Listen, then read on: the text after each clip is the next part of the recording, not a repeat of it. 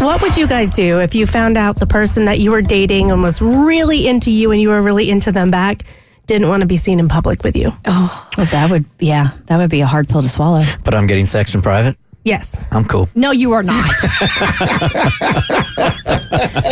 They don't tell your friends that you exist. They won't go on a date with you in public. They won't be seen with you in public. You, to the rest of the world, do not exist, but in your private bubble, you're essentially in a relationship. All right, follow-up question. So I'm getting sex in private? Yes. Yeah, I'm in. That is a bar set so incredibly low. Here I am. All right. Let me translate it I'm into playing. dude It would speak. be 100% offensive. Yeah, and it would hurt even more if you found out for a guy. I think we've talked about the equivalent of this.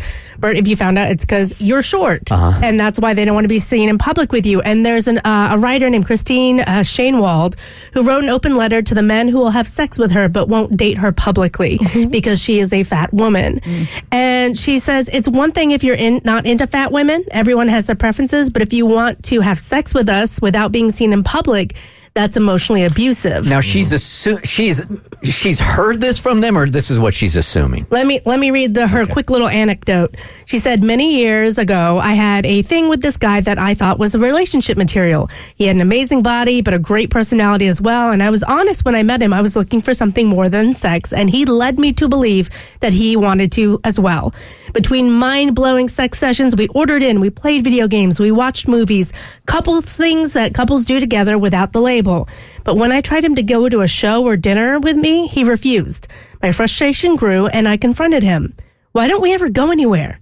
We have everything we need here, he answered, while distracting me by caressing my shoulder blades. We actually don't, I said. I'm hungry. Let's go check out that new Indian place around the corner. No, he said.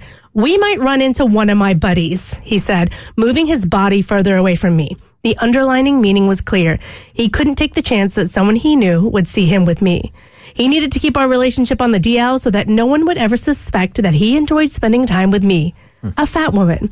And when I realized he was ashamed of being seen with me, I felt as if I had been punched in the stomach, a place where so much of my pain already resided. And to him, I was affable, but not dateable. And he dumped me soon after that conversation. And it's a sad fact. Many men who are sexually attracted to fat women are ashamed of it. They're okay with banging a fat girl, but they don't want to hang out with her because someone might judge them for it. And it really got to me. And I'll post this up on our social media accounts because I've seen the concept of pretty privilege and thin privilege pop up more and more. And I think most of us kind of roll our eyes at it like, oh, okay, yeah, of course, hot people are always going to get extra perks in the world. They're going to get invited to clubs. That's just the world we live in. But when you look at people who have been fatter, and I mean not like I need to lose 5 pounds, but who have lost like 50 plus pounds, the way they are treated differently by not only strangers, but their friends and their family. And then if they gain the weight back, the way those people go back to treating them differently is a very, very real thing. And it is... So I know this is your segment, but do you mind if I give the phone number out to talk to some people that have felt that? Yeah, 1-855-BERT show if you fall into this category that Cassie is talking about, where you lost weight, people treated you differently, then maybe you put weight back on and they treated you differently again. 1-855-BERT show. And I've superficially, I've struggled with my weight, and I felt this a little bit in professional settings, like outside of the studio, obviously, but noticing that new business people would pay more attention to me if I was on the thinner side versus the fatter side.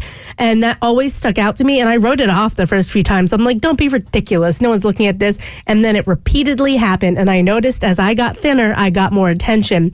But the thing is, it hurts because it really makes you realize that, and I don't think people intentionally do it, and I do feel bad. There's such a stigma around it too for everyone involved, but it sucks to sit here and be like, yeah, I know people judge me for my body, but they suck. You know, those people suck who uphold those kind of diet culture standards. Screw them. But then when it's coming from inside the house, family or friends, and you're like, you only like me when I'm thin. I'm the same person on the inside, but you only like me now and not when I gain the weight.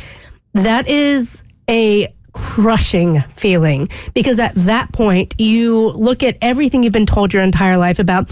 It's personality that matters. It's the beauty on inside that counts. It's who you are as a person.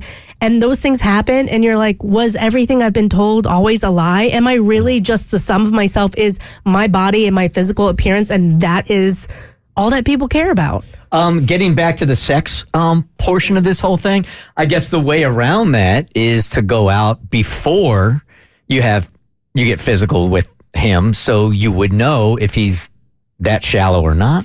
Yeah, but it's not, as a fat woman, like, I wish it were different. It's not like, how do I put this without sounding insulting? It's not like men are constantly throwing ourselves at overweight people. And you do have like really, really beautiful fat quote unquote Ashley Graham, who's a plus size model, even Tess Holliday, who have kind of broken out of the mold.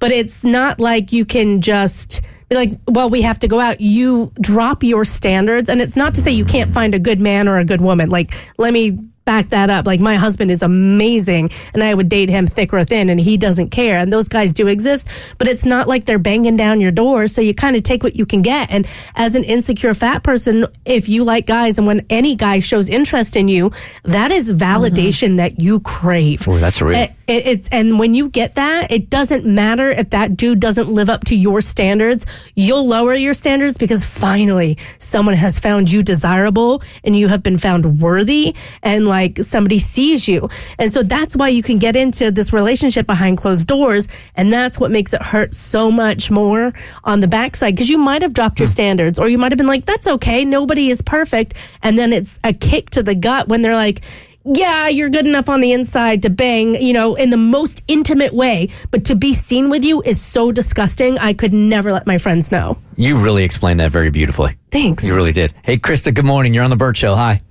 Good morning. How are y'all? Good, thank you.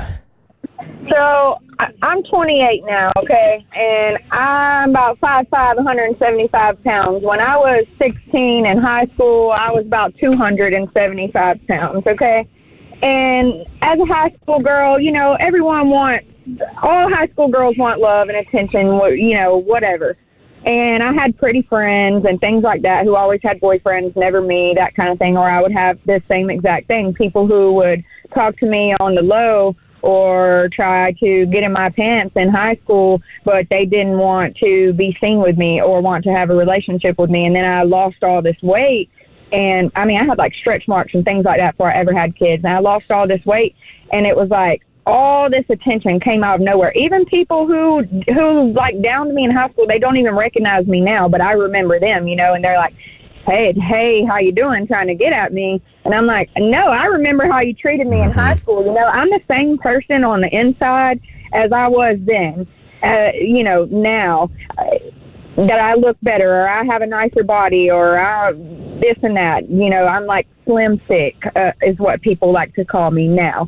But like I said, I'm the same person that I was then, and it's totally unfair. It's a fear that I have to gain that weight back, simply because I don't want to be viewed or treated differently. Dang, I appreciate you calling. This is so painful to listen to. Because it's a reality. Hey, Casey, good morning. You're on the Bert Show. Hi.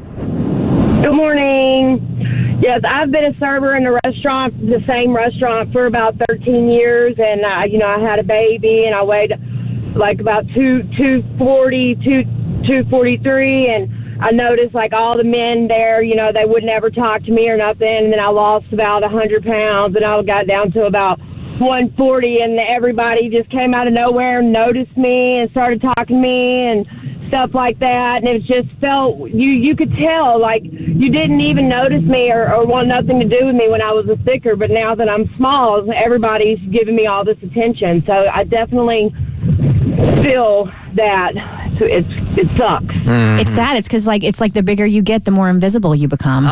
Exactly. God, I hate that. That is on the money. And I just saw a stat that says girls as young as 6 years old are now talking about being thin.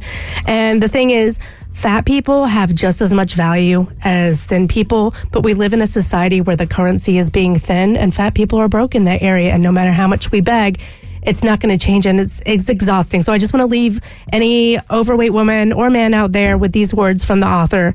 Being alone is better than compromising on what you deserve or being made to feel as if you're someone's big, dirty secret. You're not only dateable, you're lovable and worthy of being treated with respect and love. The Bert Show.